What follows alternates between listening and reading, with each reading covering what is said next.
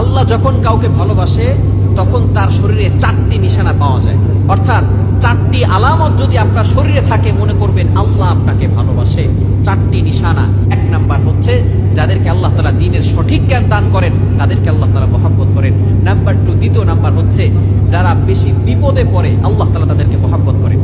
যার শরীরে দেখবেন একের পর এক বিপদ আসতেছে, অসুস্থতা আসতেছে, বারবার বিপদ, একের পর এক বিপদ, একটা বিপদ যাওয়ার পর পরে আরেকটা বিপদ আসতেছে, আপনি হতাশ হবেন না প্রিয় ভাই। আল্লাহ তাআলা আপনাকে ভালোবাসেন। এই কোটি কোটি মানুষের ভিতরে আল্লাহ তাআলা আপনার প্রতি ফোকাস করেছেন, আল্লাহ তাআলা আপনাকে ভালোবেসেছেন বিধায় আল্লাহ পাক রব্বুল আলামিন আপনাকে বিপদ দিয়েছেন। মনে রাখবেন নবীদেরকে আল্লাহ তাআলা বিপদ দিয়েছেন।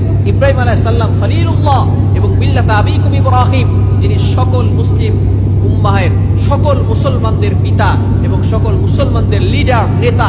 সুতরাং ইব্রাহিম আলাইহিস সালামকে আল্লাহ তাআলা সবচেয়ে বেশি কষ্ট দিয়েছেন